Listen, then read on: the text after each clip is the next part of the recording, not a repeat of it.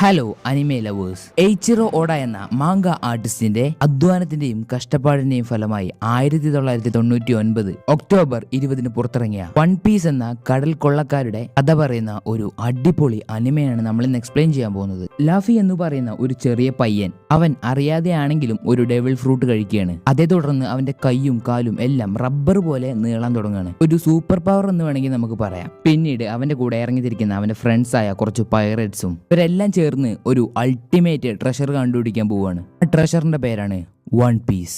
ഈ അനിമയെ പറ്റി കൂടുതൽ പറയുകയാണെന്നുണ്ടെങ്കിൽ ലോകത്തിൽ ഒന്നാമത് നിൽക്കുന്ന ആനിമകളിൽ ഒന്നാണ് വൺ പീസ്. അതുമാത്രമല്ല 1000ന്റെ മുകളിൽ എപ്പിസോഡുള്ള ഈ അനിമെ ഇപ്പോഴും ഓരോരോ എപ്പിസോഡ് വെച്ച് റിലീസ് ആയിക്കൊണ്ടിരിക്കുന്നുണ്ട്. ഇനി നിങ്ങളെ കൂടുതൽ പറഞ്ഞ് ബോറടിപ്പിക്കുന്നില്ല. വൺ പീസ് ഫാൻസ് ആരെങ്കിലും ഈ വീഡിയോ കാണുന്നുണ്ടെങ്കിൽ ഇപ്പൊ തന്നെ ലൈക്ക് ചെയ്ത് അതോടൊപ്പം തന്നെ സബ്സ്ക്രൈബ് ചെയ്ത് കൂടെ പിടിക്കുക. എന്നാ വീഡിയോയിലേക്ക് പോവാം.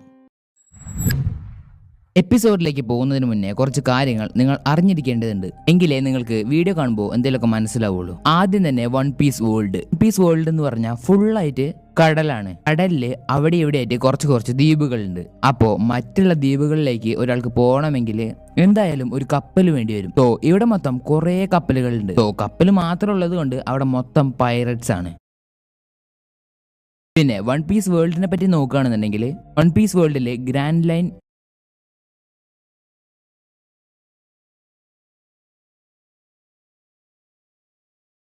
റെഡ് ലൈൻ എന്ന് പറഞ്ഞ രണ്ട് സംഭവമുണ്ട്. അതായത് ഭൂമധ്യരേഖ. ഈ ഗ്രാൻഡ് ലൈനാണ് ഭൂമധ്യരേഖ. ഈ ഗ്രാൻഡ് ലൈനിനോട് ചേർന്ന് അപ്പുറത്തും ഇപ്പുറത്തുമായിട്ട് കാം ബെൽറ്റ് എന്ന് പറഞ്ഞൊരു സംഭവമുണ്ട്. അവിടെ കപ്പൽ കുടുങ്ങുകയാണെന്നുണ്ടെങ്കിൽ ആർക്കും പുറത്തു വരാൻ കഴിയില്ല. കാരണം അവിടെ കാറ്റില്ലാത്തത് കൊണ്ട് വെള്ളത്തിന് നീരൊഴുക്കുണ്ടാവില്ല. അതുകൊണ്ട് അവിടെ ചെന്നുപെടുന്ന കപ്പല് അങ്ങോട്ടും ഇങ്ങോട്ടും മൂവ് ആവില്ല. പിന്നെ ഈ റെഡ് ലൈൻ എന്ന് വെച്ചാൽ അതൊരു വലിയ മതിലാണ്. അതിന്റെ മുകളിൽ ആർക്കും കയറാൻ കഴിയില്ല. നമ്മുടെ ഈ ഭൂമിയിൽ Indian ocean, Arctic ocean, Pacific ocean എന്ന് പറയുന്ന പോലെ വൺ പീസ് വേൾഡിലും 4 ഓഷ്യൻസ് ഉണ്ട്. അതിനെ north blue, east blue, south blue, west blue എന്നിങ്ങനെ പറയും. 4 കൂടാതെ 5ാമതൊരു ഓഷ്യനും കൂടിയുണ്ട്. അതിന്റെ പേരാണ് ഓൾ ബ്ലൂ. പക്ഷേ അത് ഇതുവരെ ആരും കണ്ടുപിടിച്ചിട്ടില്ല. പിന്നെ വൺ പീസ് വേൾഡിന് മൊത്തം പൈററ്റ്സ് ആയതുകൊണ്ട് അവരെ പിടിക്കാനായിട്ട് മറൈൻ എന്ന് പറയുന്ന ഒരു ഗ്രൂപ്പ് ഉണ്ട്. ഇതെല്ലാം ചേർന്നതാണ് വൺ പീസ് വേൾഡ്. പിന്നെ വൺ പീസിന്റെ സ്റ്റോറി വളരെ സിംപ്ലിഫൈ ആയിട്ട് നിങ്ങൾക്ക് മനസ്സിലാവുന്ന രീതിയിലാണ് നമ്മൾ പറയാൻ പോകുന്നത്. അതെന്താ അങ്ങനെയെന്ന് വെച്ചാൽ വീഡിയോ ലെങ്ത് ആക്കാത്തതിന്റെ കാരണം 1000ന്റെ മുകളിൽ എപ്പിസോഡ് ഉണ്ട്. അത് ഇന്നോ നാളെയോ തുടങ്ങിയാൽ നമുക്ക് വീഡിയോ ഒരിക്കലും ഇത്രയൊന്നും അങ്ങോട്ട് എത്താൻ പറ്റൂല. അതുകൊണ്ട് നമുക്ക് വീഡിയോ കുറച്ച് ഷോർട്ടാക്കിയിട്ടേ പറയാൻ കഴിയുള്ളൂ. അത് വിചാരിച്ച് ക്വാളിറ്റിയിലൊന്നും ഒരു മാറ്റം ഞങ്ങൾ വരുത്തില്ല.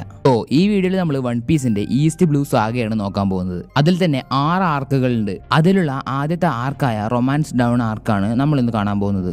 എപ്പിസോഡിലേക്ക് കിടക്കാം. എപ്പിസോഡിന്റെ തുടക്കത്തിൽ ഗോൾഡി റോജറിന്റെ വധശിക്ഷ കാണാൻ വന്ന ജനങ്ങളോട് ഗോൾഡി റോജർ പറയാണ്,